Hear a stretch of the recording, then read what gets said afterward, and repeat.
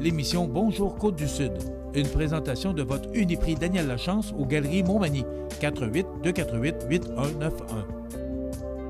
Chez Uniprix aux Galeries Montmagny, notre priorité, c'est d'abord vous offrir un service de proximité, personnalisé et professionnel. Vaste gamme de produits, les plus grandes marques dans les cosmétiques et un service rapide de livraison. Uniprix aux Galeries Montmagny. 418-248-8191. La Caisse des Jardins de la MRC de Montmagny, au cœur de votre vie.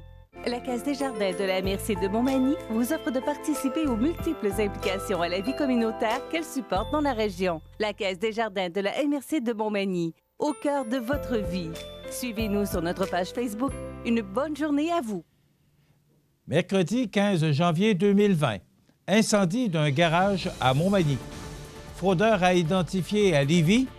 Le bonhomme carnaval visite Garant pour le lancement des festivités entourant son 125e anniversaire. 5 patrons de l'informatique en 5 ans. Le gouvernement a dû nommer une nouvelle patronne après des attaques informatiques mal gérées.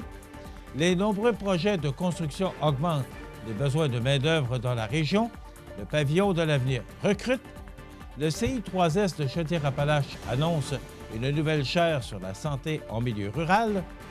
Nathalie Cloutier, nommée directrice de la division des communications du réseau structurant. Et au sport, Simon Olivier de l'Everest dresse son bilan de mi-saison. Tous les détails de ces nouvelles dans un instant.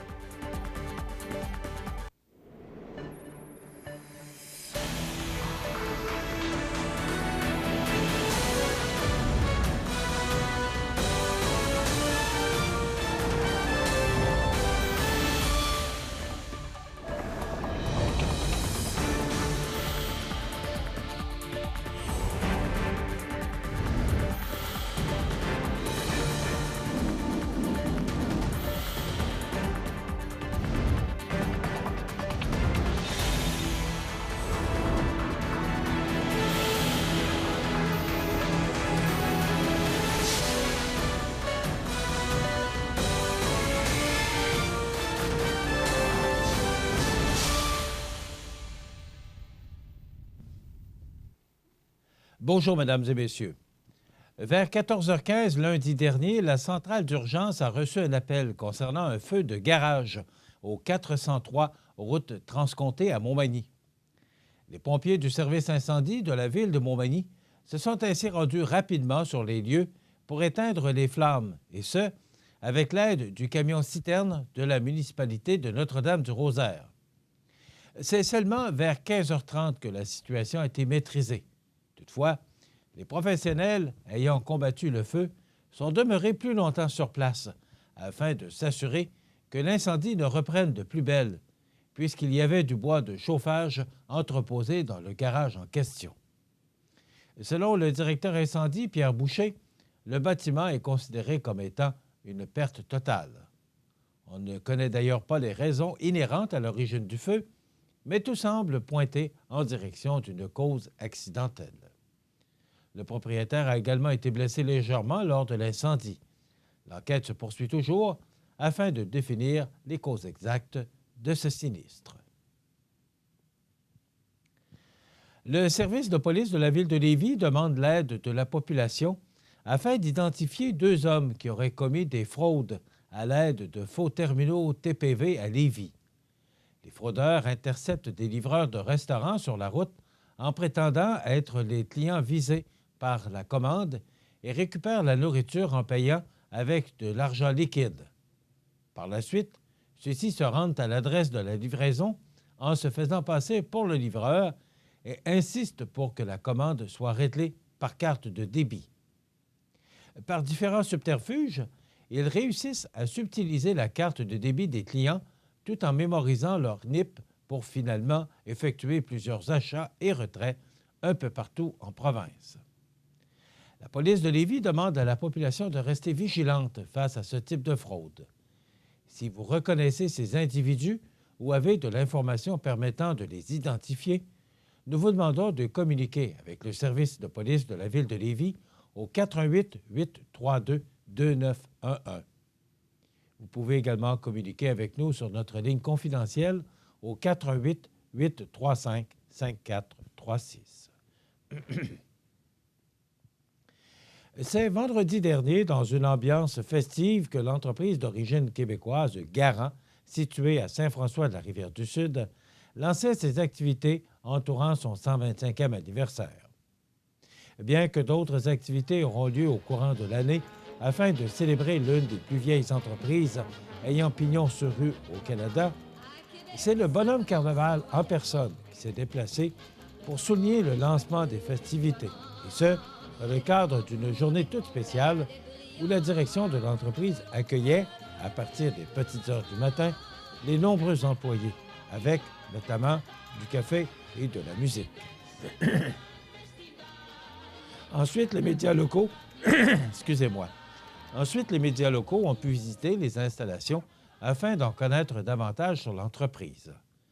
La riche histoire de Garant, qui illustre bien le courage et la ténacité des bâtisseurs québécois, débute en 1895, alors que Télésphore Garant érige sa forge à quelques pas de la résidence familiale. À l'époque, on y restaurait voitures, roues de charrette et socles de charrues pour les habitants de la région. Vers 1930, afin de répondre aux besoins des fermiers locaux, les manches de remplacement pour outils manuels ont été ajoutées à la production et c'est finalement en 1953 que la famille Garant se lance dans la fabrication d'outils de jardinage. L'arrivée sur le marché des outils de plastique marqua un virage important et c'est en 1983 que Garant fit l'acquisition de 4 presses à injection pour fabriquer ses produits. Au fil des ans et du succès qu'a connu l'entreprise, une main-d'œuvre qualifiée et expérimentée, ainsi que des investissements majeurs, ont permis à Garant d'élargir sa gamme de produits et son réseau de distribution. Toujours en mode innovation, Garant est en pleine démarche Industrie 4.0 et en est très fier. Cette démarche nous permet d'innover autant dans nos produits que dans notre processus manufacturier afin de rester compétitifs et de maintenir nos opérations canadiennes encore plus longtemps, a précisé Mme Isabelle Dorval, directrice marketing chez Garant. Rappelons que depuis 1895, Garant fabrique des outils de qualité à Saint-François-de-la-Rivière-du-Sud de la grande région de Chaudière-Appalaches. Avec un chiffre d'affaires de plus de 100 millions de dollars, Garant emploie environ 375 personnes provenant principalement de cette petite municipalité qui compte environ 1596 âmes. Les propriétaires se sont succédés, mais ont toujours poursuivi l'engagement de maintenir et de faire progresser ce joyau manufacturier québécois, a expliqué aux journalistes, lors de la visite, le président-directeur général Jean Gaudreault. Étant par ailleurs un chef de file dans la fabrication et la mise en marché d'outils non motorisés pour le jardinage, le déneigement, le nettoyage et la construction, Garant propose aux consommateurs et aux professionnels pas moins de 4000 produits différents disponibles auprès de tous les détaillants, et ce, partout au Canada et aux États-Unis. Selon le Journal de Québec, pour la 5e fois en autant d'années, le gouvernement a dû changer son grand patron de l'informatique à cause de sa mauvaise gestion et de problèmes lors d'attaques informatiques qui ont paralysé plusieurs ministères. On en parle dans 30 secondes.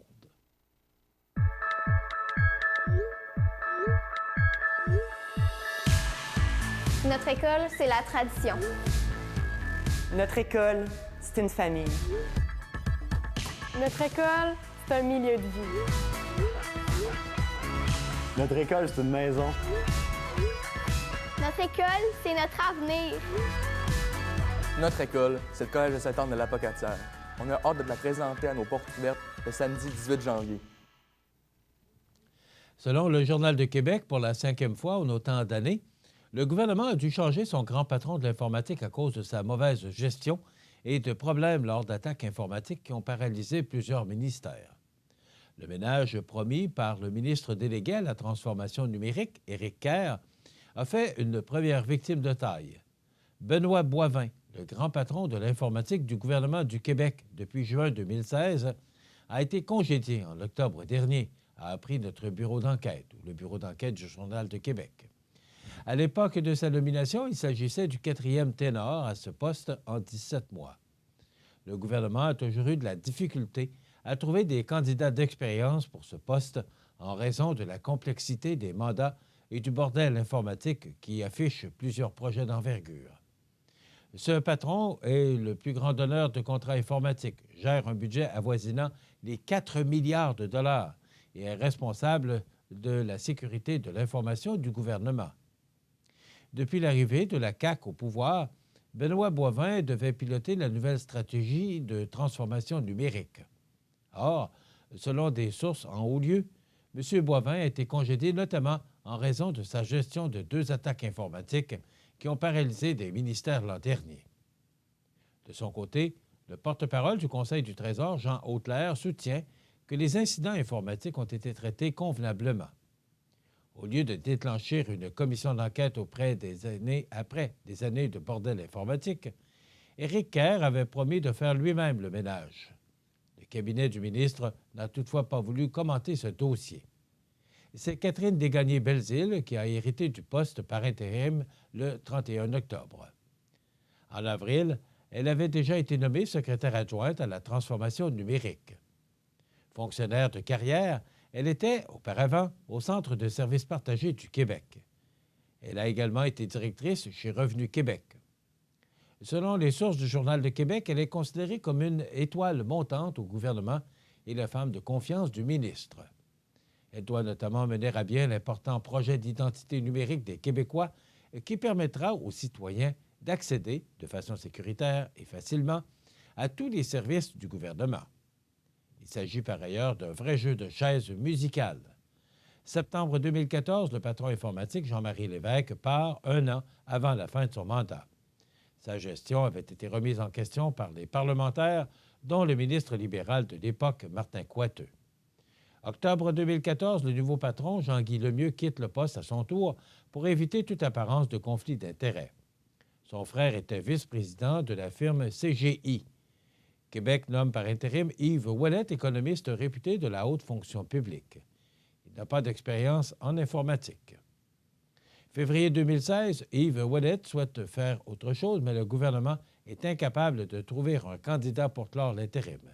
5 personnes sont rencontrées sans succès. Juin 2016, le gouvernement nomme finalement le fonctionnaire Benoît Boivin. Il était alors le numéro 2 de l'informatique au Québec depuis plus de 3 ans. Octobre 2019, après plusieurs mauvaises décisions qui ont suivi des attaques informatiques dans les ministères, Benoît Boivin est remercié. Le 30 octobre, le Conseil des ministres nomme par intérim la fonctionnaire de carrière Catherine Desgagnés-Belzile. En janvier 2019, le ministère de l'Environnement a subi une attaque qui a paralysé une vaste partie du système informatique. L'attaque n'a jamais été rendue publique. Le système de mission de l'organisation aurait été affecté durant une journée complète.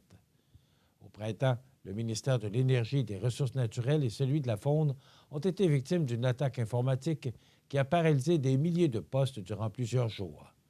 Le ministère de la Sécurité publique aurait été contacté tardivement. La session d'hiver sera lancée le 30 janvier prochain au Centre de formation professionnelle Pavillon de l'avenir situé à Rivière-du-Loup. Dans le cadre de cette rentrée scolaire, les programmes charpenterie, menuiserie et électricité ont besoin de candidats. Cette période d'inscription et d'attraction de nouvelles recrues arrive à point, car la demande régionale pour les finissants dans les domaines d'études reliés à la construction est importante. Nous recevons de nombreux appels des entrepreneurs régionaux qui souhaitent embaucher des apprentis pour œuvrer sur les chantiers, explique M. Benoît Ouellet, directeur du CFPPA. Soulignons que de nombreux projets de construction sont attendus au Québec au cours des prochaines années, notamment en raison des initiatives présentées dans le plan québécois des infrastructures rendu public en mars dernier. De plus, selon un article du Contru-Force Canada, l'organisme sectoriel national de la construction, le secteur de la construction du Québec devrait connaître une période prolongée de croissance modérée et soutenue, propulsée par la hausse de l'investissement public et privé, même si la demande pour de nouvelles habitations diminue. Dans ce contexte, nos finissants devraient avoir de la facilité à se trouver un emploi à la fin de leurs études dans 1 an et demi. Selon les prévisions, Cette période de croissance doit se poursuivre jusqu'en 2028, a précisé M. Ouellette. Période d'inscription en cours au CFPPA. La période d'inscription est en cours et ce, jusqu'à la fin du mois. Les personnes souhaitant s'inscrire en charpenterie, menuiserie et en électricité peuvent le faire en communiquant avec le centre par téléphone au 418 862 8204, poste 2356. L'Université du Québec à Rimouski lance une nouvelle chaire de recherche sur la santé et les services sociaux en milieu rural. La nouvelle a été annoncée lundi matin par voie de communiqué émanant du CI3S de Chaudière-Appalaches. Il s'agit donc d'un partenariat novateur avec les centres intégrés de santé et de services sociaux du Bas-Saint-Laurent et de Chaudière-Appalaches et de TELUS. La chaire vise à apporter des réponses adaptées aux enjeux sociaux et de santé auxquels font face les populations des communautés rurales de ces deux régions. La chaire de recherche sur la santé en milieu rural s'inscrit, par ailleurs, dans une approche interprofessionnelle et est dirigée par deux spécialistes de l'organisation des soins et des services sociaux et des pratiques professionnelles en milieu rural. Les titulaires de cette nouvelle charge sont la professeure en sciences infirmières Lily Lessard du campus de Lévis et la professeure en travail social Marie-Hélène Moret du campus de Rimouski. Dotée d'un financement de plus de 1,2 million de dollars sur 5 ans, la chaire propose une vision contemporaine de la ruralité.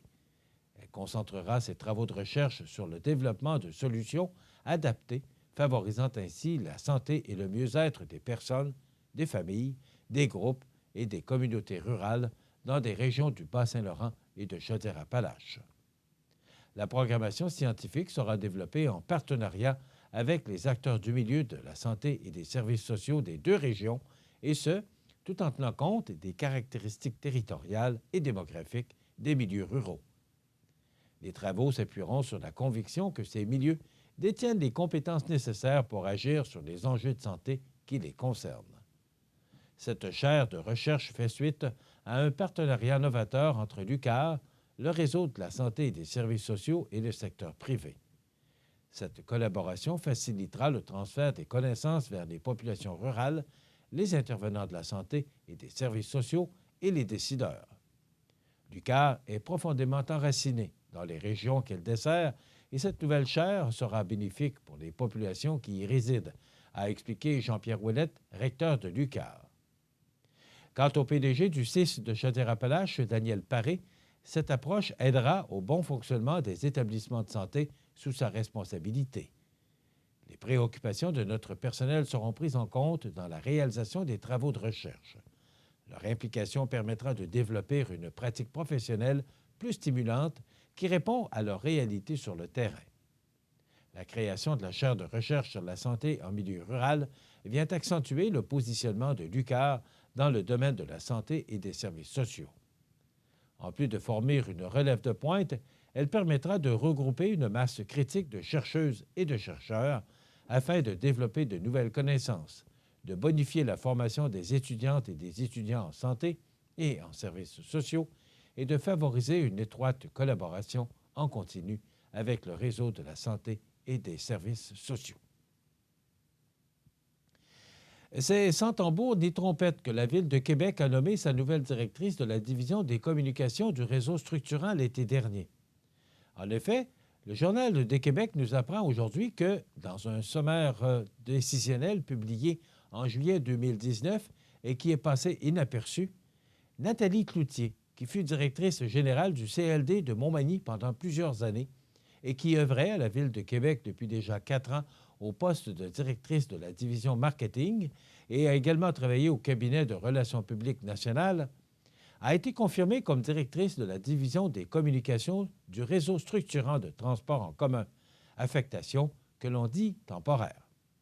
Elle a d'ailleurs assisté aux séances du Conseil qui traitaient du réseau cet automne à l'Hôtel de Ville.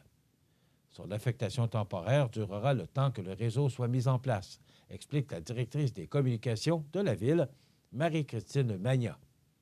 Nathalie Cloutier est à la tête d'une équipe composée de 9 personnes.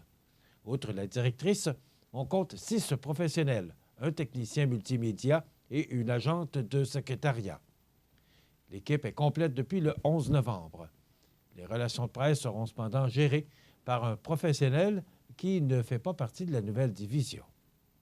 David O'Brien, porte-parole et chef d'équipe à la direction des communications, travaille étroitement avec l'équipe de la division du réseau structurant de transport en commun, indique Mme Magnan. Comme le révélait le Journal de Québec l'été dernier, la nouvelle division dispose d'une enveloppe salariale de près de 830 000 $. De ce montant, le salaire de la directrice se chiffre à 124 000 $ au maximum de l'échelle salariale. L'embauche de Mme Cloutier est survenue après un premier essai infructueux avec François Giroux. Celui-ci avait été engagé comme directeur des communications en mai 2019. Il a annoncé sa démission quelques mois plus tard. Les communications relevant alors du bureau de projet du réseau structurant de transport en commun. Depuis, la Ville a décidé de rapatrier ce service sous sa responsabilité. La première structure était moins efficace, a commenté Marie-Christine Magnan. On s'est aperçu que ce serait plus fonctionnel si tout était regroupé au sein du service des communications, car le projet implique plusieurs services de la Ville. Dans quelques instants, les sports. La baleine noire de l'Atlantique Nord se trouve dans les eaux peu profondes au large de la côte est du Canada. Tel un énorme filtre, ce gros cétacé utilise ses fanons pour capturer et manger de minuscules créatures marines. Durant les 500 dernières années, la chasse excessive de cette baleine l'a amenée aux portes de l'extinction. Aujourd'hui, elle fait encore face à des menaces, dont les collisions avec des navires et l'empêtrement dans des filets de pêche. C'est l'une des baleines les plus rares au Canada. Pour en savoir plus, ffdp.ca.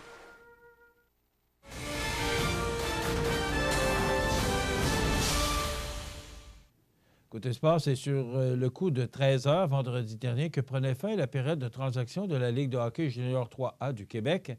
Et l'entraîneur-chef et directeur général de l'Everest, Simon Olivier, en a profité pour dresser un bilan qui, selon lui, a été plus que satisfaisant pour cette première moitié de saison. Le 3 janvier dernier, l'Everest envoyait un choix de première ronde en 2020 ainsi que le défenseur Alexis Coyne-Arsenault aux Prédateurs de Saint-Gabriel de Brandon, en retour du défenseur droitier de 18 ans Thomas Ferland.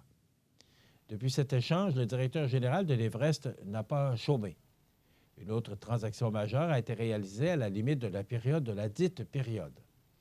L'Everest envoie ainsi un choix de deuxième ronde en 2020 et un autre choix de deuxième ronde en 2021 à l'Inuk de Granby, en retour du gardien de but de 20 ans, Marc-Antoine Dufour. Mentionnons que Dufour a été, sur le plan des statistiques, le meilleur gardien de but de l'histoire de l'Inuk de Granby. L'un des gardiens de but de l'Everest, Xavier Bolduc, a été rappelé par les Foreurs de Val-d'Or pour le reste de la saison. Même scénario pour le joueur avant de 18 ans, Olivier Pouliot, qui terminera sa saison avec les Tigres de Victoriaville. Pour sa part, le gardien de but Thomas Fontaine terminera la saison au sein de l'organisation collégiale Les Gaillards de Rouyn-Noranda. Finalement, le défenseur Benjamin Fréchette est désormais joueur affilié pour l'Everest, étant donné qu'il terminera la saison pour les Dynamiques du Cégep de Sainte-Foy. Après un début de saison plus difficile, l'Everest a réussi à prendre sa place dans le classement général en gagnant contre de grosses équipes telles que le Collège français de Longueuil, le Titan de Princeville et les Braves de Valleyfield. Ces importantes victoires ont permis à l'organisation de la Côte-du-Sud de démontrer son caractère. L'entraîneur-chef et directeur général Simon Olivier considère que malgré les blessures et les rappels dans la Ligue de hockey junior majeur du Québec, son équipe a très bien fait, ce qui lui permet de se situer dans le top 6 du classement général. La situation actuelle est très encourageante, c'est bon pour la réputation de notre équipe, a mentionné Simon Olivier. Ce dernier estime également qu'il est très gratifiant de voir 5 des joueurs de son organisation être rappelés dans la Ligue junior majeure du Québec, et ce, en moins de 2 ans. Ça démontre le sérieux et la qualité de notre organisation, a conclu Simon Olivier. Voilà ce qui complète notre bulletin d'actualité pour aujourd'hui. Si vous avez des nouvelles à nous transmettre, vous pouvez le faire en communiquant avec notre salle des nouvelles au 418-241-1313, poste 226. Ou encore, vous pouvez nous écrire à nouvelles@cmatv.ca. Vous pouvez également nous suivre comme plus de 12 485 personnes le font maintenant sur la page Facebook de cmatv.ca. Vous êtes à l'antenne du réseau de télévision CMA-TV, le média le plus regardé et le plus suivi, ce qui le confirme, numéro 1 de l'information sur la Côte-du-Sud. Voilà, c'est tout pour l'instant. Dans quelques minutes, les prévisions de la météo et l'état des routes.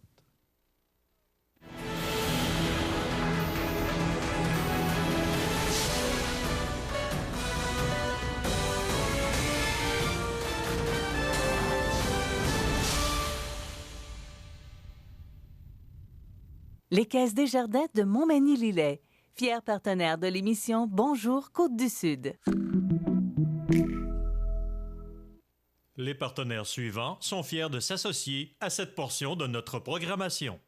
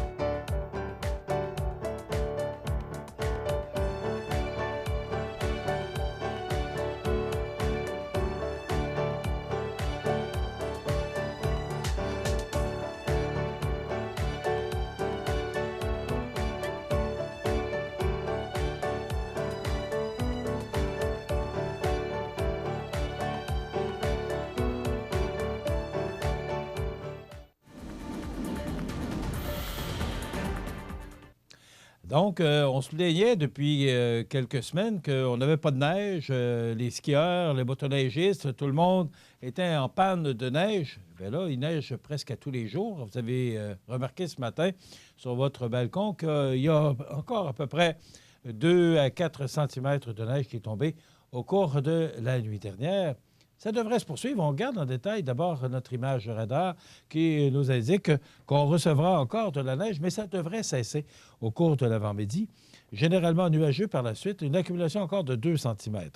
Vent devenant du sud-ouest à 20 km/h avec rafale à 40 ce matin. Ça pourrait causer de la poudrerie parce que cette neige folle là, qui est tombée au cours de la nuit, qui sera balayée par des vents jusqu'à 40 km/h, ça pourrait causer de la poudrerie au sol à certains endroits. Maximum de moins 5.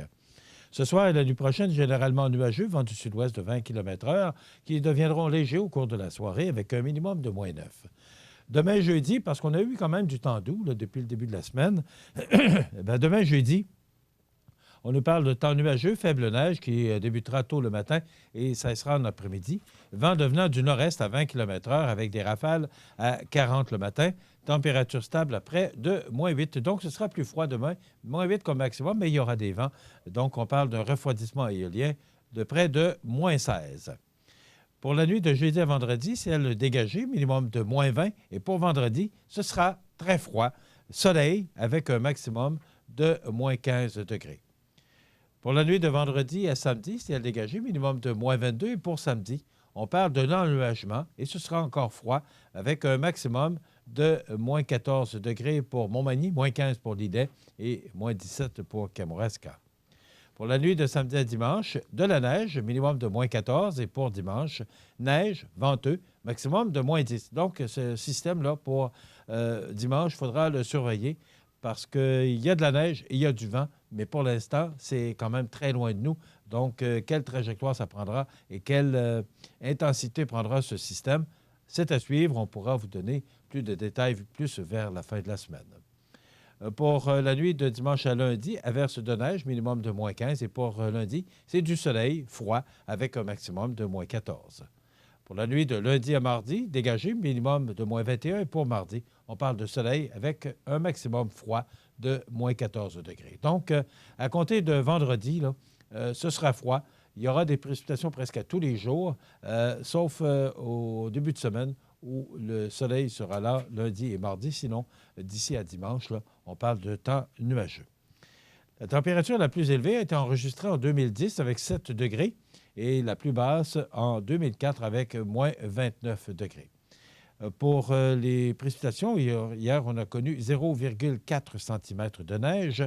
Le maximum enregistré hier a été de moins 9,4 degrés et le minimum au cours de la nuit dernière de moins 13,3. La tendance de la pression barométrique est à la baisse. L'humidité est à 90 %. Les vents sont calmes. Il fait moins 8 degrés et le temps est nuageux actuellement.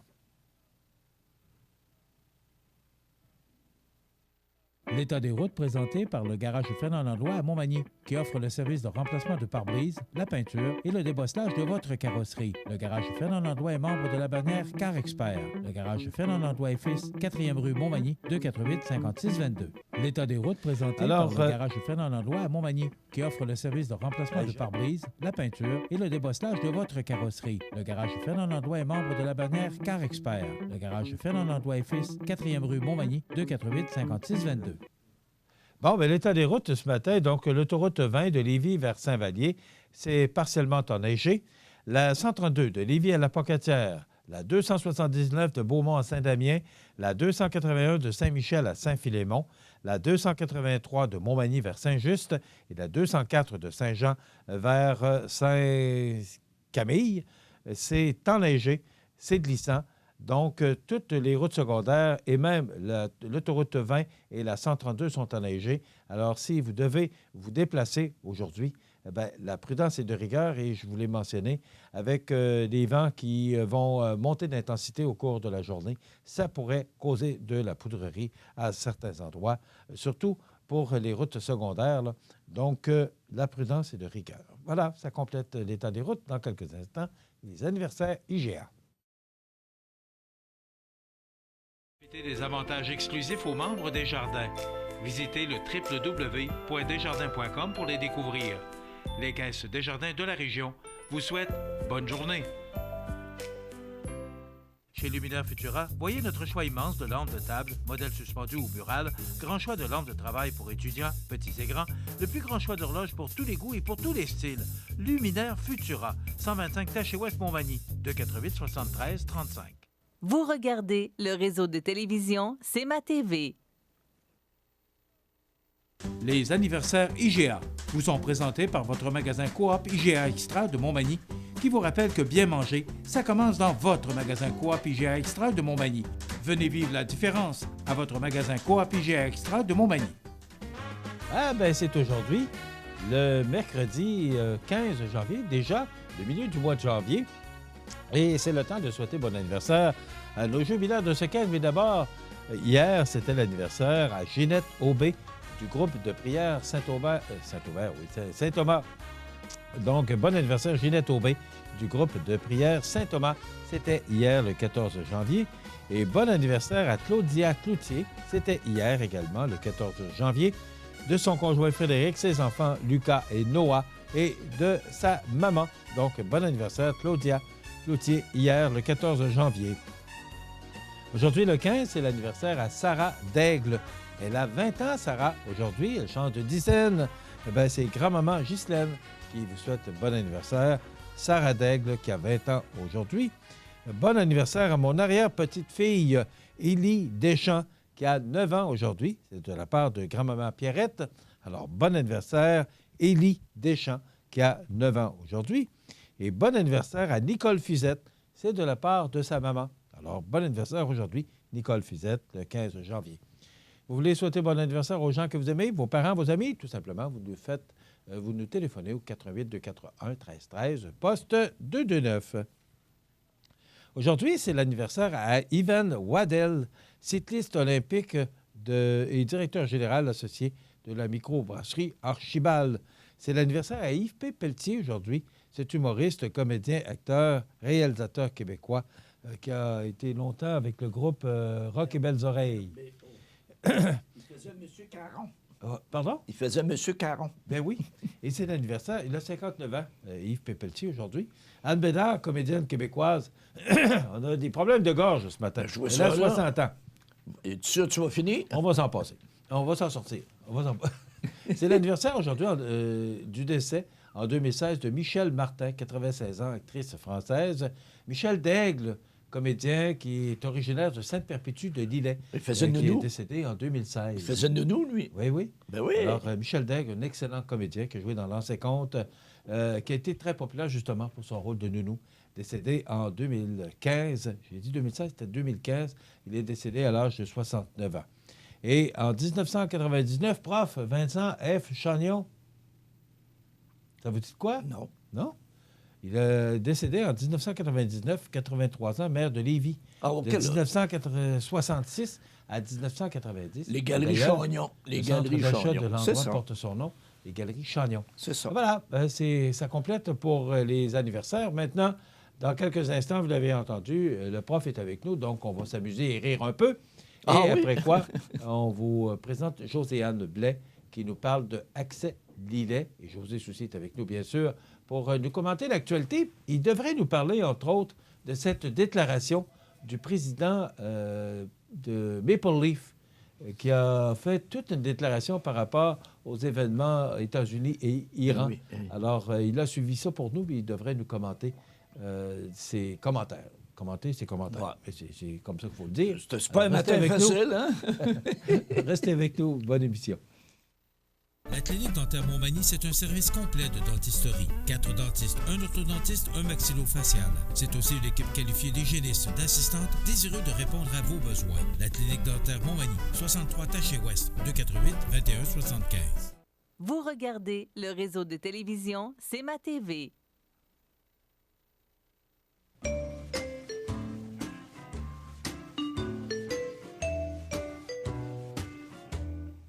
Avant la dernière fois que tu es venu. Oh. Vous êtes en nombre, M. Lavoie? Ben oui, bonjour. Oui, bonjour. Bonjour. Ça va bien? Non, j'expliquais, parce qu'ici, c'est une joke, une inside, une interne.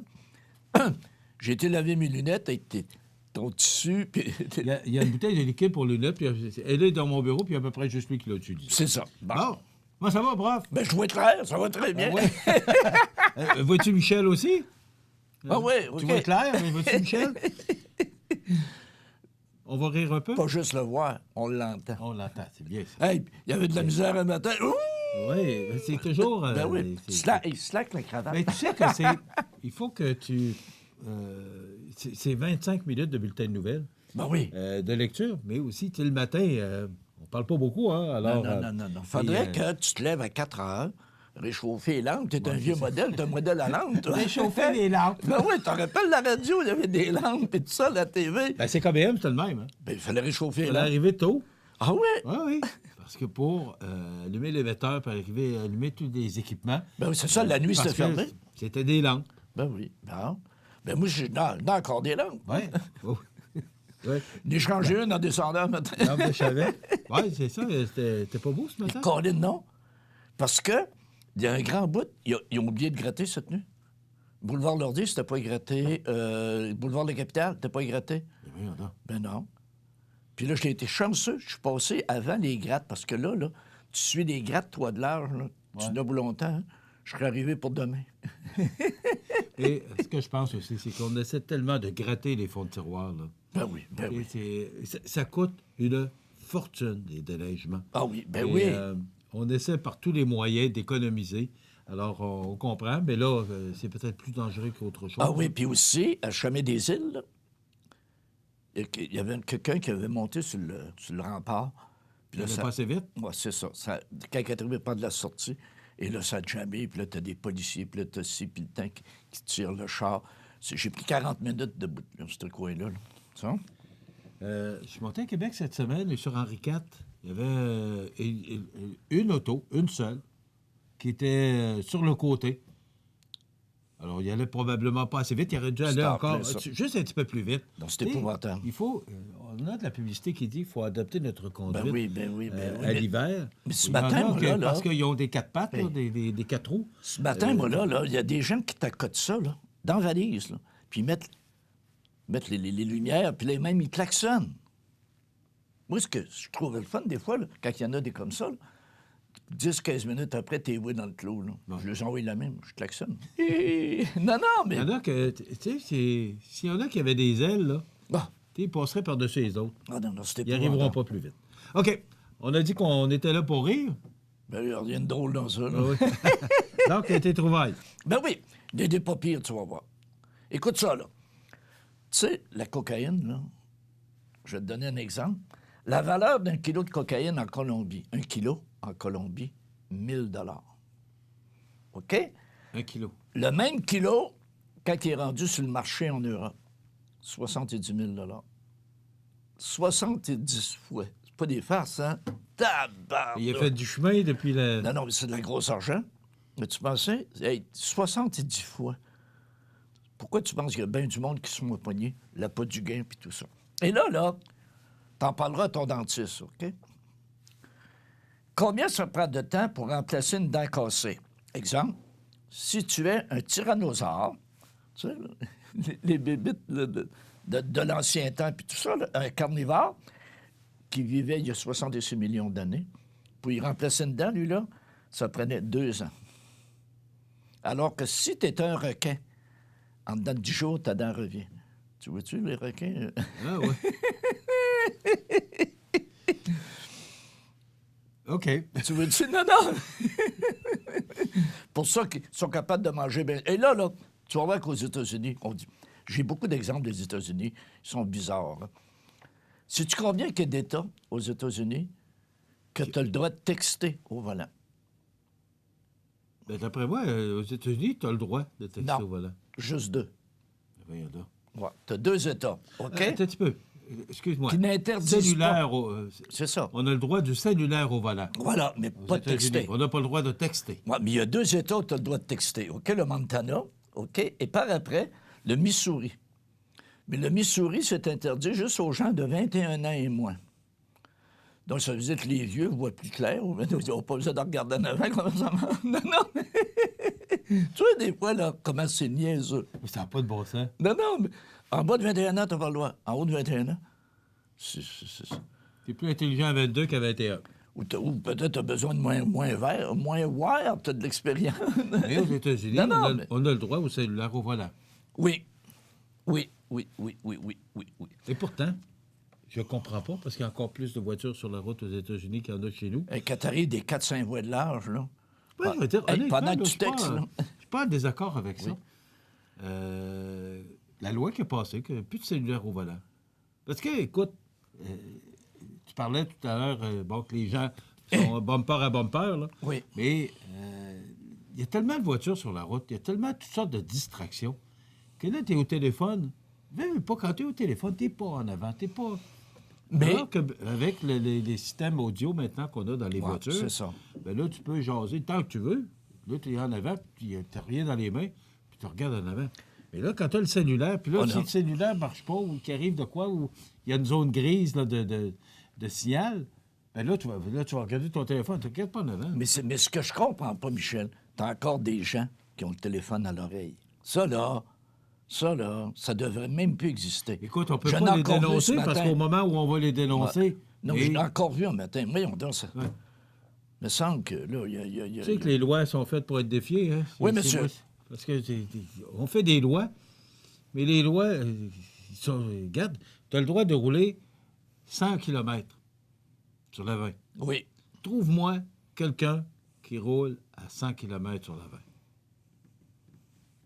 Il n'y en a pas beaucoup. On va dire comme les jeunes diraient. C'est une loi. On va dire comme les jeunes diraient, les chapeaux. C'est une loi. Ben oui. Tu n'as pas le droit de rouler, c'est marqué 100 km/h. Trouve-moi quelqu'un. Ben non. Moi, je roule à peu près 110. Moi, je mets ça à 113. Bon. C'est une cruise. Bon, puis la police tolère. Bon. OK? Elle tolère. Si la police voulait, elle pourrait vous arrêter à 101 km/h. C'est 100, la limite. Ça m'est déjà arrivé. Mais la police tolère. Ça m'est arrivé dans la courbe au Cap de la Madeleine. J'allais donner un cours un vendredi matin à l'UQTR.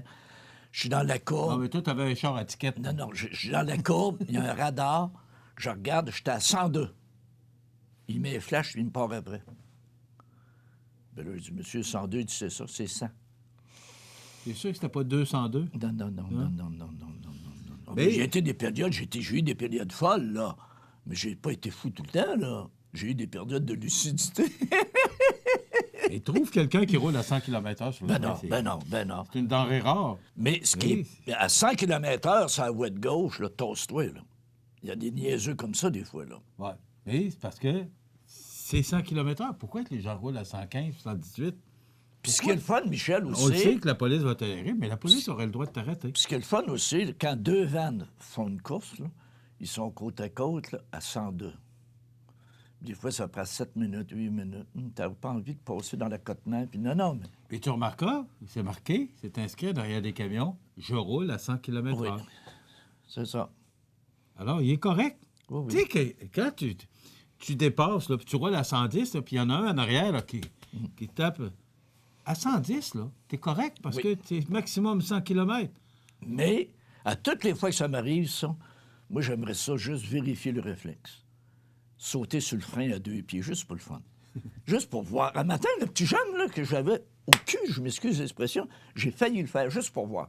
C'est officiel qu'il me rentrait dedans. Voyons donc, il y avait de la neige. C'est lui qui est en tort. Non, mais c'est pas drôle, là. Ouais. Mais un moment donné, là, me semble juste de le voir la face. Je vais aller m'a appelé mon chum d'Orvalson, là. Je lui ai demandé si ça n'aurait pas un vieux pick-up, tu sais, un vieux panel qui traîne quelque part. Mais ils mettent un X, il va m'amuser une journée. non, mais... Un pied sur le break. Oui! Puis J'ai juste d'avoir la fin. Ouais, j'ai l'impression que t'en as une gang. Ben oui. Mais t'as vu, en parlant hein? de l'état des routes, en parlant de jeunesse, t'as vu hier l'accident qui est arrivé au Amaya, dans le parc, pas loin d'Alma? Non. Il y a un autobus scolaire, 40 étudiants, puis un jeune de 22 ans avec sa voiture. Oui, puis le jeune de 22 ans est décédé. Il a pogné le côté gauche avant de l'autobus. As-tu vu la voiture? Oh, hey! Es-tu capable de dire une marque? Impossible. Impossible. Ça a dû frapper en tabarnouche. Ils ont fêté son anniversaire en fin de semaine. Ouais. C'est triste. Oh, non. Bon, OK. Là, mon ami, on y va avec une question éclair, tu vas rire. Tu vas voir que le monde, là, le monde est croche, puis il y a des gens qui sont croches inventifs, OK? Écoute ça. Quel subterfuge a utilisé un passeur? Un passeur, c'est des gens qui font passer des gens aux frontières puis tout ça, là. Un passeur, OK, pour extorquer 40 000 $ à des migrants qui voulaient traverser la frontière entre la Russie et la Finlande, un pays membre de l'Union européenne. Donc, c'est des gens qui voulaient quitter, puis il fallait qu'ils passent. Donc, comment il a fait ça? Premièrement, il a organisé une rencontre avec un sosie du président russe, Vladimir Poutine, qui leur a promis un droit de passage. Deuxièmement, il a construit un faux poste de frontière finlandais au milieu de nulle part. Troisièmement, il a piraté le service de cartographie en ligne de Google Maps pour leur faire croire qu'ils étaient arrivés en Finlande. OK? Et quatrièmement, il les a convaincus qu'on les laisserait traverser la frontière s'ils portaient un masque de Justin Trudeau le jour du Mardi Gras. Non. C'est quoi le subterfuge qu'il a fait? Je te dirais que c'est le troisième. Non, c'est le deuxième. Il a construit un faux poste frontalier dans le milieu de nulle part. Les gens sont passés, il est encore en Russie. Ils l'ont payé. Non, mais c'est pas drôle. Il a construit un faux poste. Ouais. Toi, t'aimerais ça? Toi qui aimes ça, gosser dans le bois, puis tes outils, puis ça, t'arrêtais voir là-dessus? Ouais, faire un faux poste. Moi, j'aurais fait le gars des douanes. Casse-blanc. Et on se rappelle tous, en décembre, la gaffe que Justin Trudeau a faite en Angleterre. Oui. Il a gaffé, puis il a ri de Trump, puis tout ça, tu sais. Puis il a dit tout simplement, quand Trump parlait, regarde le bucket des gens, le dessin, puis tout ça, ils ont quasiment honte, puis tout. Mais là, je vais t'en révéler 3-4 autres gaffes qui ont été faites comme ça, entre présidents, OK? En 2005, Jacques Chirac, la France, OK, est immortalisé alors qu'il se moque des Anglais. Il dit « On ne peut pas faire confiance à des gens qui font aussi mal la cuisine. » Jacques Chirac est l'ex-président de la France. C'est ça. Il y avait en haute estime... C'est pas parce que c'est ça. Non, il y avait en haute estime la gastronomie anglaise. L'autre, après ça, Nicolas Sarkozy. Écoute ça, là. Il est l'ancien président de la France aussi. Ouais, il parlait avec Barack Obama, puis il dit « Je ne peux plus supporter le premier ministre israélien, Netanyahou. OK, c'est un menteur, se plaint le français. Peut-être qu'il te rend malade, mais moi, c'est pire, je dois le supporter tous les jours, répond Obama. » Quelques années plus tôt. C'est pas drôle, hein? Et avant ça, en 85, Ronald Reagan, lui, là, c'est la plus grosse gaffe qui a jamais été faite par un président. Il se préparait pour une conférence de presse. Il pensait que les micros étaient fermés, tout. Puis il a fait une farce en disant « Mes chers compatriotes, je suis heureux d'annoncer que je viens de signer une loi qui rend illégale l'Union soviétique. Nous commençons à les bombarder dans 5 minutes. » Ouais. Il a dit ça avant d'entrer en onde. Puis il est en onde. Et là, mon ami, écoute ça, là. Les propos de Reagan font le tour du monde rapidement. Hein? La force de frappe nucléaire soviétique est même brièvement mise en état d'alerte. As-tu pensé? Les États-Unis auraient pu se faire. Ben oui, je comprends, avec une telle déclaration. Trump a fait moins que ça, puis tout le monde est sénère. Non, mais hein, c'est fort en tabarnouche, hein? Ça? Mais ce sont des humains, hein? Ce sont des... Oui, mais... tu sais, tu parlais, là... Notre ami José, tout à l'heure, il va parler de McCain, le président de Maple Leaf. Là. On n'a jamais vu ça. Un chairman, un président d'une entreprise, dire ce qu'il a dit. Là. Dire qu'il y a un narcissique aux États-Unis, puis tout ça. Est-ce que tu penses qu'il va y avoir des répercussions? Bien, lui, son entreprise est en bourse. Il vaut tout près de 5 milliards. Il est plus riche que Trump. non, mais... Puis il y a des usines aux États-Unis. Ça peut être dangereux. Tu sais, il me semble que, je sais pas, faire une gaffe comme ça, là, il a dû y penser. Une gaffe, c'est parce qu'il y a des employés c'est ça. qui travaillent pour lui, qui sont tyranniens, qui ont perdu la vie oui. dans l'écrasement de l'avion là, qui a été tiré par des missiles. C'est drôle, hein, mais probablement qu'il a dit tout haut ce que plusieurs du monde pense. Ben oui. Peut-être parce que, je vous mentionne, c'était dans le Journal de Québec d'avant-hier. Oui. Les Américains irresponsables et dirigés par un narcissique, c'est ce qu'a déclaré Michael McCain, le PDG de Maple Leaf Foods. Ouais. Ça, c'est la famille McCain, les pétates McCain, ça, là. C'est la famille McCain des pétates qui ont acheté Maple Leaf par après. Et t'en rappelles-tu quand ils ont acheté Maple Leaf? Quelque temps après, il y a eu un scandale, il y a eu... C'était pas propre, puis tout ça, puis ils ont quasiment empoisonné du monde. Ça t'avait fait une drop, mon ami, l'entreprise. Oui. La valeur en bourse avait baissé de je sais pas combien de millions, puis tout ça. Mais disons que son sujet à ça, avec les produits qu'ils ont. Mais quand tu regardes ça... Mais moi, je peux pas être en désaccord. Il a dit... Tu sais, ce que Trump a fait, regarde tout ce que ça a causé. Oui. Puis ce qu'il dit aussi, il dit que il y en a tué un, mais il y en a combien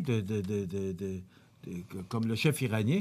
Alors, en mentionnant ça, c'est que Trump a fait un assaut, oui. Après ça, c'est l'Iran. Et là, c'est quand est-ce que ça va finir? Et voilà. Parce que c'est justement... C'est les civils qui ont payé. Et voilà. Puis ça, c'était uni, ça, là, ce coin-là. Ça chicane. C'est 176 personnes innocentes qui ont payé pour... Ça chicane. Ils sont venus au monde en chicanant. Les enfants ont 3 ans, puis ils ont déjà un fusil, là. Enlève-le le fusil, ça fait plus quoi faire, ça. Il y en a, ils ont passé leur vie qu'un fusil. Tu sais, c'est un drôle de coin. Puis tout ça, mais il reste que Trump, j'écoutais hier, là, et là, il dit que, de toute façon, parce que les gens, ils demandent, quelle est la raison, pourquoi il l'a tué? Là, il dit au passé que c'est un imbécile, c'est un bandit, c'est un ci, c'est un ça, mais il n'est pas capable de dire pourquoi il l'a fait à ce moment précis. Il avait-tu fait une gaffe de plus, là? T'sais? Il a été vite sa gâchette cette fois-là. Il faut dire qu'on est en campagne électorale. À l'automne. On est en année d'élection. Alors, il est en année d'élection, mais son procès de destitution commence mardi prochain. Hein? Oui. Penses-tu qu'il va être destitué? Non. Puis penses-tu qu'il va être réélu? Moi, je crois que oui. Moi, je crois que non. Parce qu'il Mais là, peut-être avec ce qui vient de passer. Mais écoute, dans les sondages, Rénal, il est encore très haut placé. Oui, mais il reste que dans les endroits où il a fait des promesses, où il y a beaucoup de monde qui a voté pour lui, comme pour le charbon, ces affaires-là, il ne s'est pas passé grand-chose. Tu comprends ce que je veux dire? Tu regardes, je regardais un peu le débat hier là, avec les candidats démocrates là, pour s'opposer à Trump. M. Sanders, Joe Biden... C'est du bon monde. Il y a la madame là, qui semble... Oui, mais ils ont 75 ans et plus. Oui. Et ça va prendre... Ils ne sont pas équipés pour le sortir. Moi, je pense que celle qui pouvait vraiment, c'est Mme Clinton qui pouvait tenir tête à cet homme-là. Oui. Mais une tête forte comme Mme Clinton, je n'en vois pas actuellement pour s'opposer à Trump. Si tu penses en termes d'image, Mme Obama arriverait, là. Oui. Elle vient de virer le décor à l'envers. Dû à son image. Comme l'a fait Jean Charest là, avec l'arrivée possible de la course à la chefferie du Parti conservateur. Oui, mais il n'est pas rendu. Oui.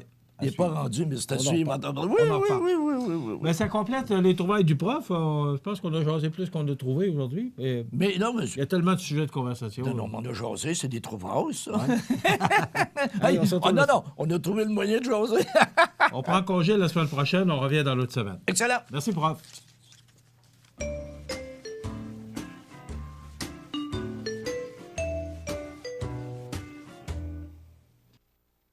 Vous regardez le réseau de télévision C'est ma TV. Votre marché Montmorency à Montmagny innove toujours, même après 70 ans. Découvrez nos mets préparés en collaboration avec la Maison Rousseau. Nos produits bio, sans agents de conservation, de la ferme de la Durantais. Nos fromages de l'île et du terroir de Bellechasse. Le marché Montmorency à Montmagny, boulevard Taché-Est. La nouvelle positive, présentée par Structurex, fabricant de poutrelles, murs et chevrons. 100 rue principale Saint-Pierre de la Rivière-du-Sud. Structurex, c'est un fabricant de structures à ossature de bois de tout genre pour construction de maisons, chalets, garages, agrandissements. Structurex est le seul fabricant à posséder une presse à chevrons dans la région. Structurex à Montmagny, 88 248 3999. Alors, la nouvelle positive aujourd'hui, c'est le CI3S, le 6 de Chaudière-Appalaches, qui annonce une nouvelle chaire sur la santé en milieu rural. L'Université du Québec à Rimouski qui lance une nouvelle chaire de recherche sur la santé et les services sociaux en milieu rural. Ça a été annoncé lundi matin par voie de communiqué émanant du 6 de Chaudière-Appalaches. Il s'agit donc d'un partenariat novateur avec les centres de santé, les centres intégrés de santé et de services sociaux du Bas-Saint-Laurent et de Chaudière-Appalaches. La chaire vise à apporter des réponses adaptées aux enjeux sociaux et de santé auxquels font face les populations des communautés rurales de ces deux régions. La chaire de recherche sur la santé en milieu rural s'inscrit par ailleurs dans une approche interprofessionnelle et est dirigée par deux spécialistes de l'organisation des soins et des services sociaux et des pratiques professionnelles en milieu rural. En plus de former une relève de pointe, elle permettra de regrouper une masse critique de chercheuses et de chercheurs afin de développer de nouvelles connaissances, de bonifier la formation des étudiants et étudiantes en santé et en services sociaux et favoriser une étroite collaboration en continu avec le réseau de la santé et des services sociaux. Donc, c'est une belle nouvelle, le 6 de Chaudière-Appalaches qui annonce une nouvelle chaire sur la santé en milieu rural. La nouvelle positive, présentée par Structurex, fabricant de poutrelles, murs et chevrons. 100 rue principale Saint-Pierre de la Rivière-du-Sud. Les prévisions de la météo. Une présentation de Promutuelle Assurance Montmagny-Lillet. Toujours à l'écoute de vos besoins. La météo est présentée par Promutuelle Assurance Montmagny-Lillet, où des professionnels de chez nous sont heureux de répondre à tous vos besoins en assurance. Promutuelle Assurance Montmagny-Lillet est là, dans la région, pour ses membres et la communauté.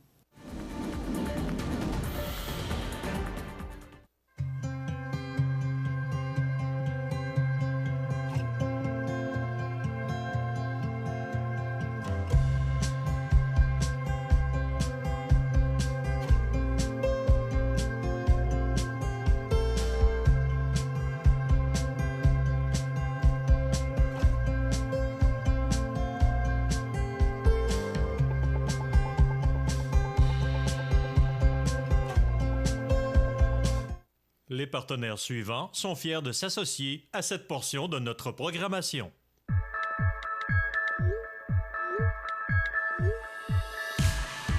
Notre école, c'est la tradition. Notre école, c'est une famille. Notre école, c'est un milieu de vie. Notre école, c'est une maison. Notre école, c'est notre avenir. Notre école, c'est le Collège de Sainte-Anne de l'Apocatière. On a hâte de la présenter à nos portes ouvertes le samedi 18 janvier. La résidence funéraire Boulanger vous propose une gamme complète de services personnalisés afin de répondre à tous vos besoins en matière de funérailles. Nous vous fournissons des installations et des services innovants qui répondent aux besoins en évolution des familles d'aujourd'hui. Nous prenons soin de tout afin que vous puissiez vous concentrer sur ce qui est le plus important, votre famille, vos amis et vous-même. Salon funéraire complètement rénové pour votre plus grand confort, grand stationnement, facilité d'accès. La résidence funéraire Boulanger, pour bien faire dans la dignité. Le réseau de télévision C'est ma TV vous présente les avis de décès. À l'hôpital de Montmagny, le 28 décembre 2019, à l'âge de 88 ans, est décédé M. Henri Pelletier, époux de feu Mme Gisèle Pouliot. Il était le fils de feu M. Joseph Pelletier et de feu Dame Alice Collard. Il demeurait à Berthier-sur-Mer. La famille recevra les condoléances à la maison funéraire Laurent Normand, 115 rue Saint-Louis, Montmagny, vendredi 17 janvier de 19h à 21h30 et samedi, jour des funérailles, à compter de 9h. Le service religieux, avec Eucharistie, sera célébré le samedi 18 janvier à 11h en l'église de Berthier-sur-Mer et de là au crématorium. Les cendres seront déposées ultérieurement au cimetière de Berthier-sur-Mer. La famille tient à remercier le personnel dévoué de la résidence L'Orchidée, Patricia, Daniel, Nicole et Mélanie, pour les bons soins prodigués. Vos témoignages de sympathie peuvent se traduire par un don à un organisme de votre choix. Divers formulaires seront disponibles au salon. La direction des funérailles a été confiée à la maison funéraire Laurent Normand, 115 rue Saint-Louis, Montmagny. Aux familles éprouvées, la direction et le personnel du réseau de télévision CEMA TV offrent leurs plus sincères condoléances. Vous regardez le réseau de télévision CEMA TV.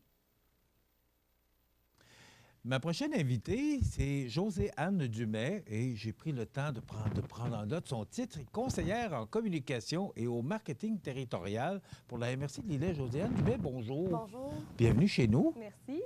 Josée-Anne, qu'est-ce que ça veut dire conseillère en communication et au marketing territorial pour une MRC? Oui, en fait, mon rôle, c'est principalement de réfléchir à la deuxième phase de marketing territorial qu'on va mettre en place. Donc, pour Région Lillet, on a vu la phase 1, c'est où ça, Région Lillet, là, donc pour promouvoir le territoire puis mettre en lumière notre région.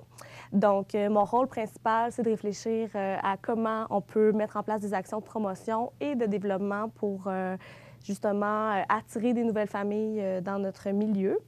Puis, j'ai aussi un rôle à l'interne d'accompagner les différents services au niveau des communications et les municipalités aussi là, pour leur donner des conseils pour qu'on puisse bien représenter notre région.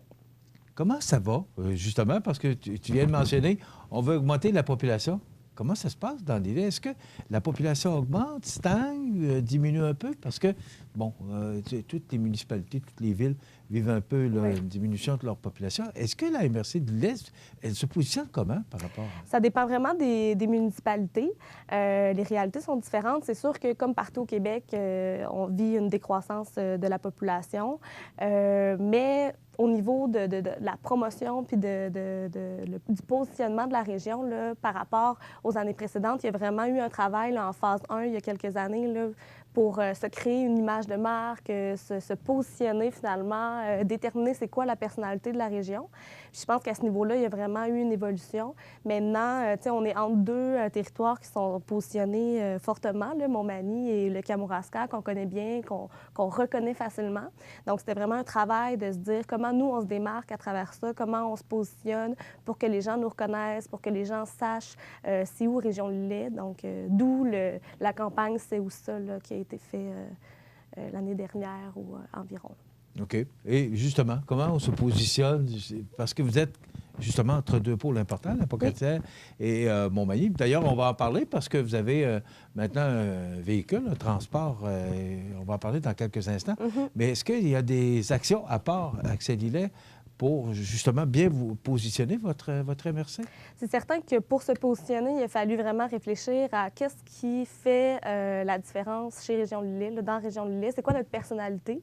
Nous, on voit qu'il y a trois grands éléments. Donc, la culture, l'effervescence culturelle, surtout au nord de la MRC. Là, il y a des initiatives vraiment impressionnantes qu'on voit rarement en région.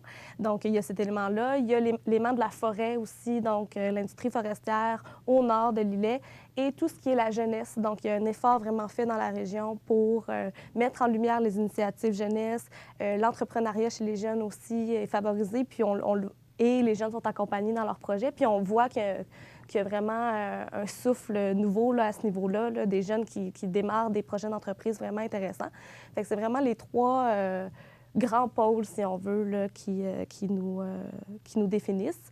Puis après ça, bien, il s'agit de trouver les bons petits messages pour que cette personnalité-là ressorte parce que les régions sont... Chacune ont leur personnalité puis leurs éléments distinctifs. Il s'agit de les mettre en lumière, finalement. Et ça brasse chez vous, parce qu'en tout cas, c'est l'impression qu'on a. On entend beaucoup parler d'actions, ce qui se passe au niveau de la MRC, mais aussi de chacune des municipalités. C'est dynamique, la MRC de Lillet. Ça s'est dynamisé beaucoup depuis quelque temps.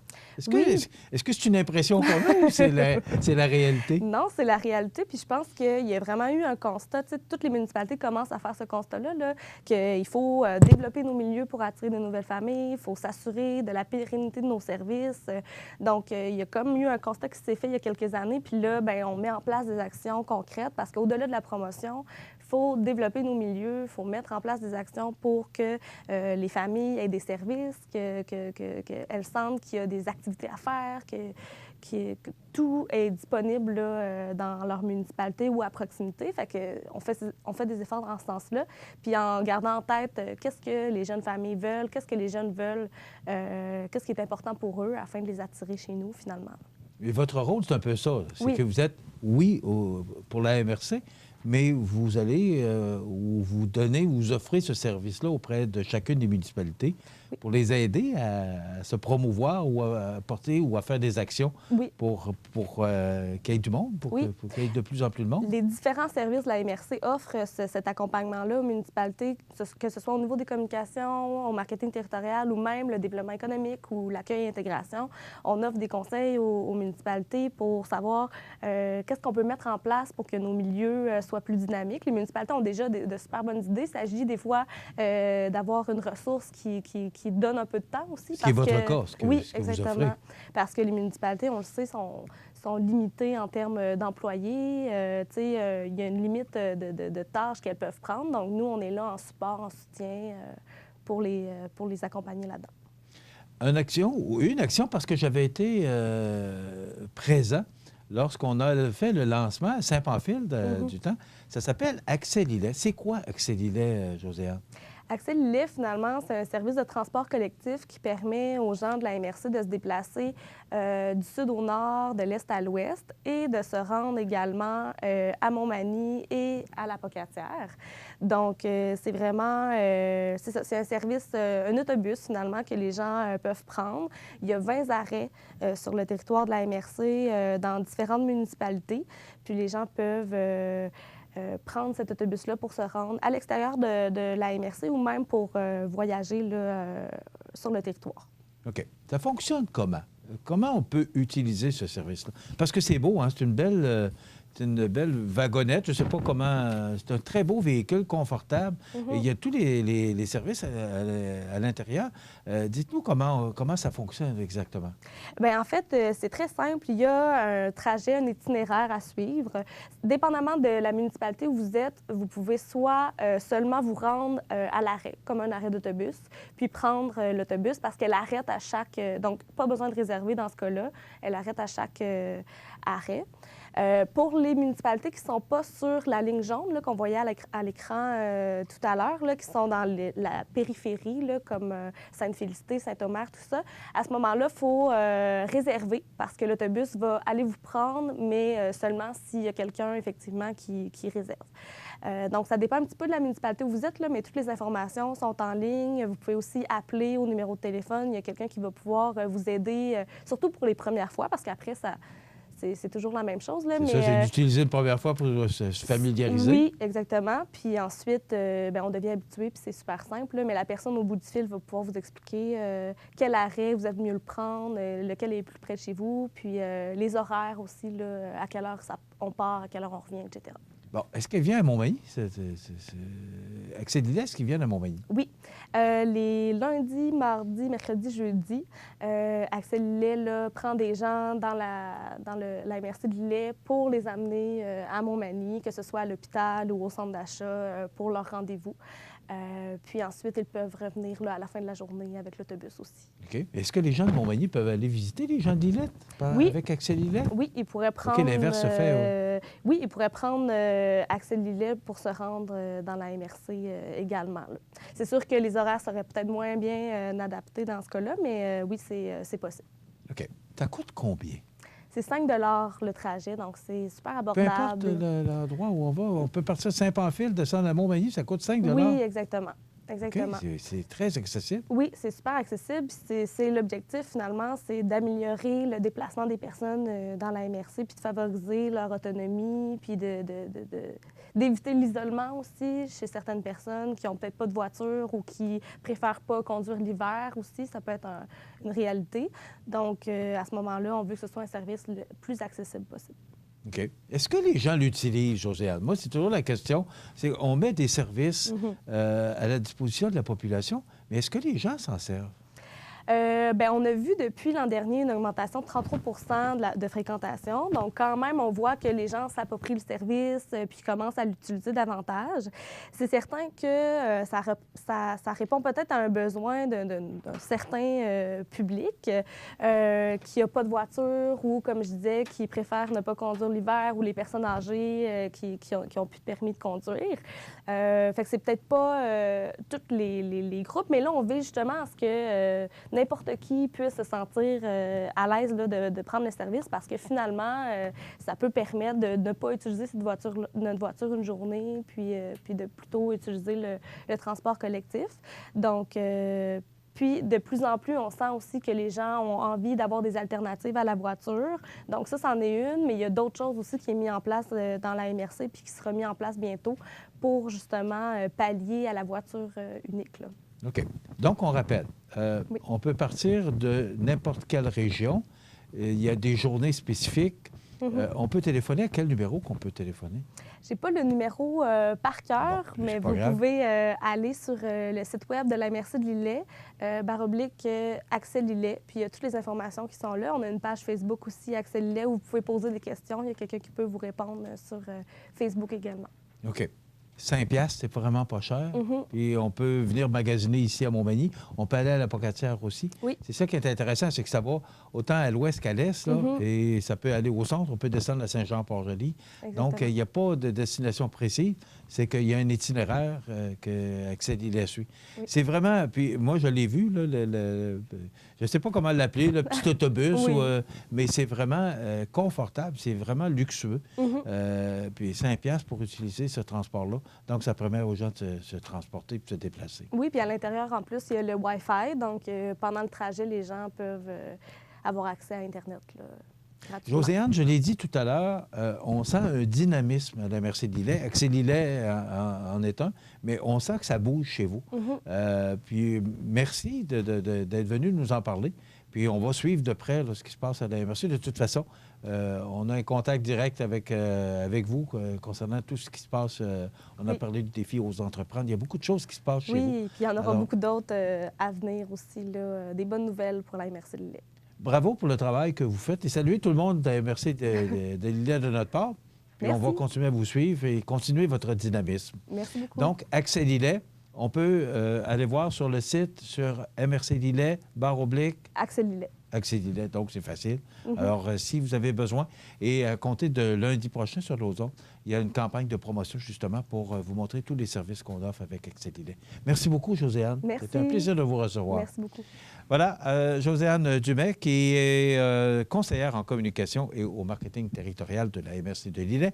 Donc, Accès Lillet, vous allez sur le site Internet MRC de Lillet, /Accès Lillet, et vous aurez toute l'information et également le numéro de téléphone pour avoir plus d'informations si nécessaire. Chez Luminaire Futura, voyez notre choix immense de lampes de table, modèles suspendus ou murales, grand choix de lampes de travail pour étudiants, petits et grands, le plus grand choix d'horloges pour tous les goûts et pour tous les styles.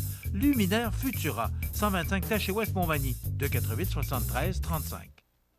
Votre magasin Coop de Montmagny vous offre un immense choix de fruits et légumes, des mets cuisinés sur place, une poissonnerie et des bouchers à votre service, un étal de charcuterie et de fromage. C'est aussi des produits régionaux. Venez et vous verrez, votre IGA Extra, c'est plus qu'une simple épicerie. Vous regardez le réseau de télévision C'est ma TV. Alors, particulièrement dans l'actualité aujourd'hui, deux choses qui retiennent mon attention, d'autres, mais particulièrement, et les autres, j'en jaserai avec José dans quelques instants.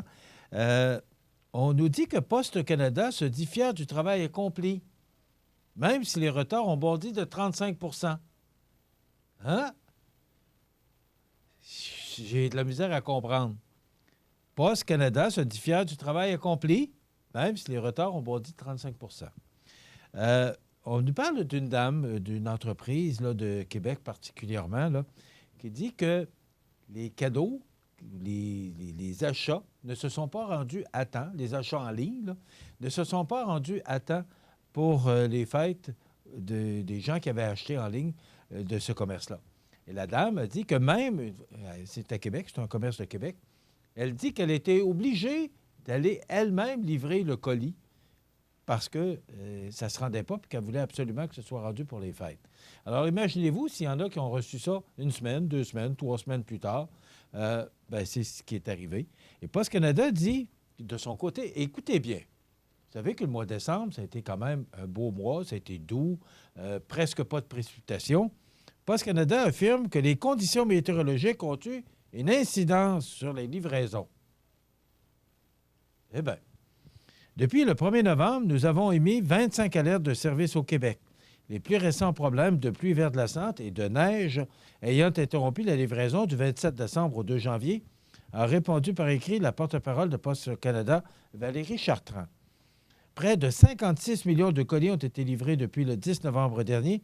La société s'estime fière du travail qui a été accompli. Mais il y a 35 % de retard.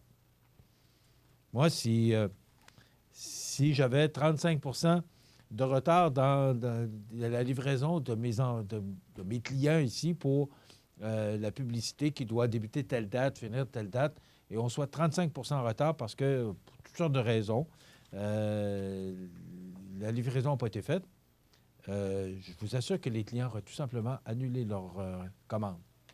Alors, c'est Post Canada.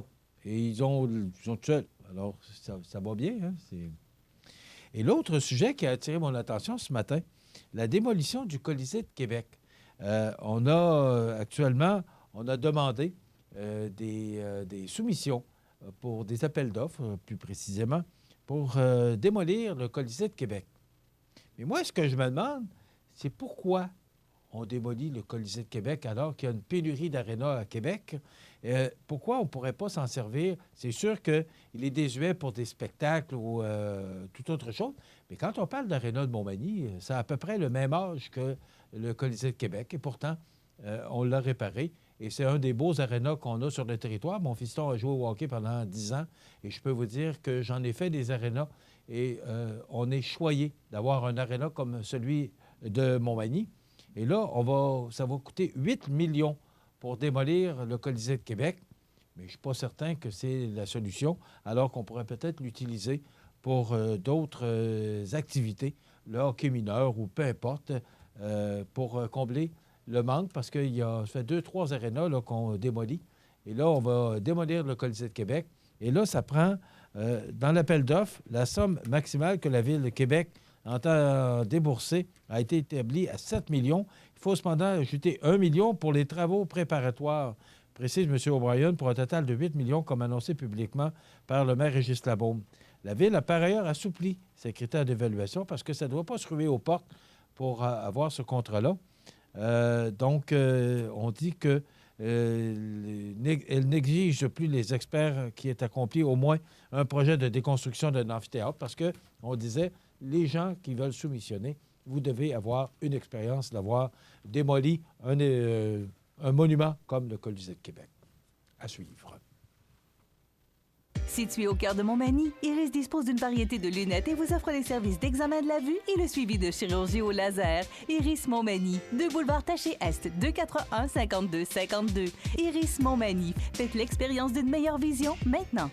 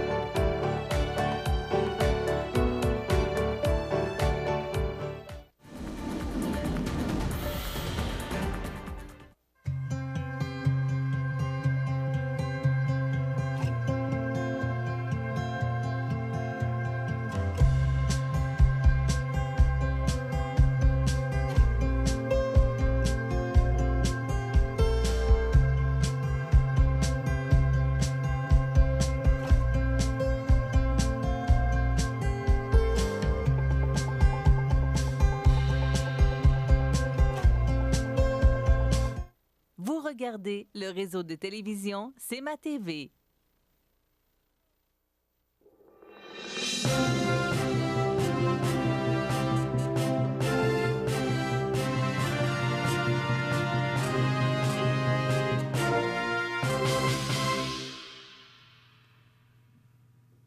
Alors, il est là, comme à tous les matins, en fin d'émission, pour nous commenter l'actualité, locale et régionale particulièrement, mais également ce qui se passe un peu sur notre planète.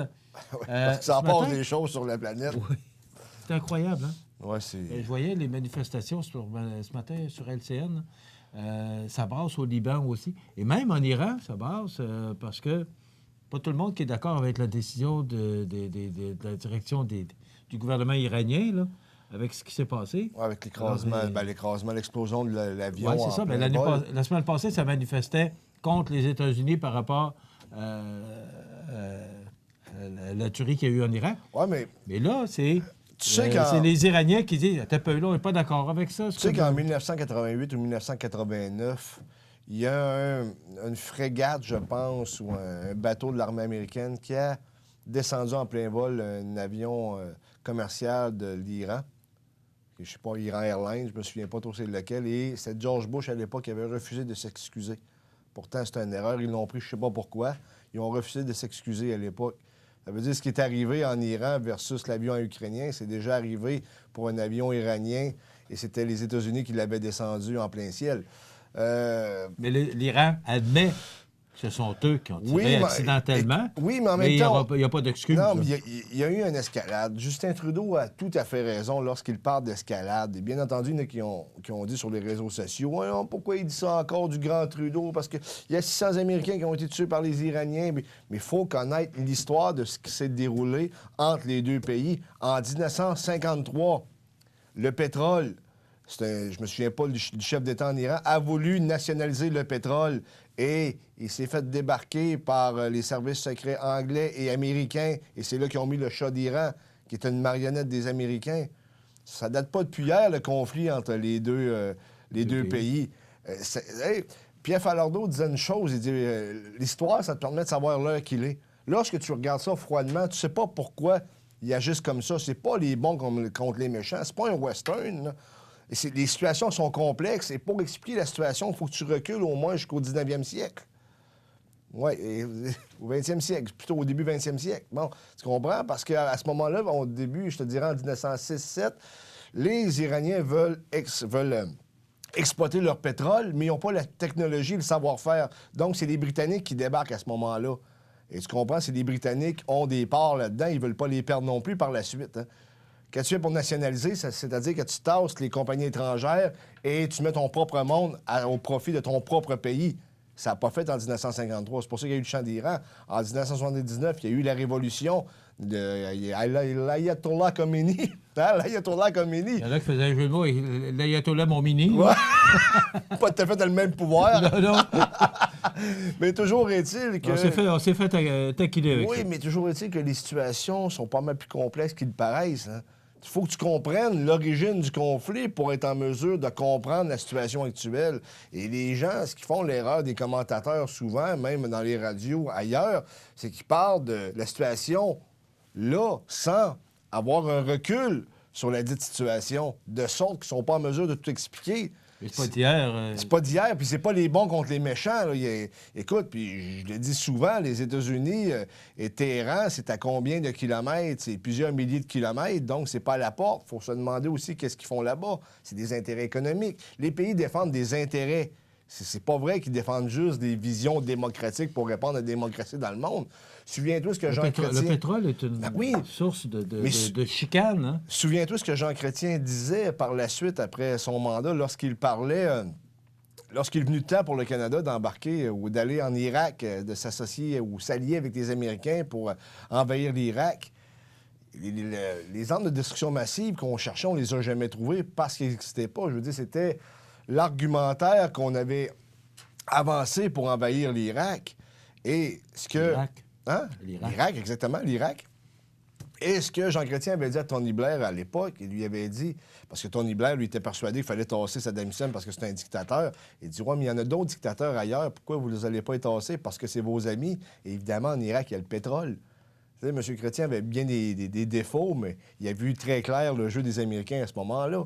Donc, c'est pas vrai que c'est les bons contre les méchants. Je dis pas que le régime iranien est le meilleur régime au monde. C'est une théocratie, c'est un régime islamique, mais en même temps, si ils ont réussi à installer ce régime-là, c'est en lien avec les Américains qui avaient mis leurs marionnettes avant, qui ne s'étaient pas mêlés de leurs affaires à leur propre profit. Les situations sont plus complexes qu'ils ne paraissent. Hein? Et parlant de ça, justement, le président là, de Maple Leaf Foods, Michael McCain, qui a déclaré, et je cite, « Les États-Unis sont désormais indésirables partout dans la région, y compris l'Irak. Les Américains irresponsables et dirigés par un narcissique. » Donc, c'est le président de Maple Leaf Foods qui a déclaré ça. Il t'en pense quoi? C'est dans la lignée de ce que je viens d'expliquer. Qu'est-ce que les Américains font là? Je comprends qu'ils ont un conflit avec l'Iran, mais pourquoi sont-ils en conflit avec l'Iran? Là, j'endosse pas ce matin la République islamique de l'Iran. Au contraire, je suis pas un fervent admirateur de ces gens-là, mais en même temps, ils sont chez eux. C'est pas les Américains, c'est pas les Iraniens là, qui Mais ça s'est pas passé sur le territoire iranien, ça s'est passé sur le territoire irakien. Oui, je sais. Oui, mais n'en demeure pas moins que c'est en lien direct avec l'Iran. Puis en Irak, d'ailleurs, ce qu'on fait encore là, il y a des drones, il y a des bases de l'armée américaine, là. Pourquoi ils sont là? Je veux dire... Et hier, on parlait du débat démocrate, là, c'était le dernier avant les primaires. Et on parlait justement que l'élection d'un démocrate aux États-Unis, on pourrait rapatrier tous les soldats qu'il y a partout. Oui, mais c'est une promesse qui a déjà été faite avant. Mais là, on commence peut-être à y penser parce qu'on se rend compte. D'abord, ça coûte extrêmement cher. Oui, mais c'est une chose, les guerres perpétuelles. Lorsqu'on déclare la guerre au terrorisme, on déclare la guerre à un concept. C'est pas un pays, c'est un concept. Ça veut dire que tu peux toujours être en guerre. Si tu veux du terrorisme, il va toujours en avoir. En réalité, c'est le FBI ou... Oh, ça sonne à quelque part, mon cher ami, c'est d'ambulance. On entend les... On entendait. Mais ce que je voulais dire là-dedans, quand tu déclares la guerre au terrorisme, tu déclares la guerre à un concept. Donc, tu peux toujours être en guerre. Si tu es toujours en guerre, qui profite de la guerre? Le complexe militaro-industriel américain, qui fait des milliards et des milliards et des milliards, donc ils s'enrichissent également. La guerre, c'est payant, mais c'est payant tu crois que M. McCain peut avoir des répercussions? Est-ce que tu penses que ça peut donner? Parce que sa déclaration a été citée partout dans le monde. Oui, mais à un moment donné, je pense que Donald Trump a tellement d'ennemis sur son propre territoire que sûrement qu'il va peut-être envoyer, ou si ce n'est pas déjà fait, un tweet à l'encontre de ce monsieur-là, mais... Qu'est-ce que ça peut changer? On ne sait pas, on ne connaît pas. Je ne peux pas te dire exactement. OK. J'en ai parlé ce matin. On en a parlé dans le bulletin de nouvelles. Nathalie Cloutier, qui est nommée nouvelle chef des communications au réseau structurant depuis juillet. Nathalie, qui a été pendant plusieurs années directrice générale du CLD de Montmagny. Oui. Et ça a été ma première directrice générale aux Arts de la Scène parce que j'ai été le premier président du conseil d'administration. C'est moi c'est le maire Croteau, dans le temps, qui m'avait demandé pour démarrer partir des Arts de la Scène. C'est pas toi qui avait fait le premier spectacle, toujours? Non. Comment? Le premier spectacle, c'est pas toi qui avait chanté au premier spectacle, non, de grâce? Probablement que les Arts de la Scène n'existeraient plus. Alors que c'est rendu Ou ça a explosé. Nathalie Cloutier est une personne pour qui j'ai un immense respect et je la félicite de cette belle nomination. Merci, José. Avec plaisir. À la semaine... à demain. À demain. Profitez des avantages exclusifs aux membres des Jardins. Visitez le www.desjardins.com pour les découvrir. Les caisses Desjardins de la région vous souhaitent bonne journée. L'émission Bonjour Côte-du-Sud, une présentation de la pharmacie Uniprix des Galeries Montmagny. Service professionnel, grand éventail de produits, grande marque de cosmétiques, service de livraison. Uniprix aux Galeries Montmagny, 101 boulevard Taché-Ouest, 88 248 8191.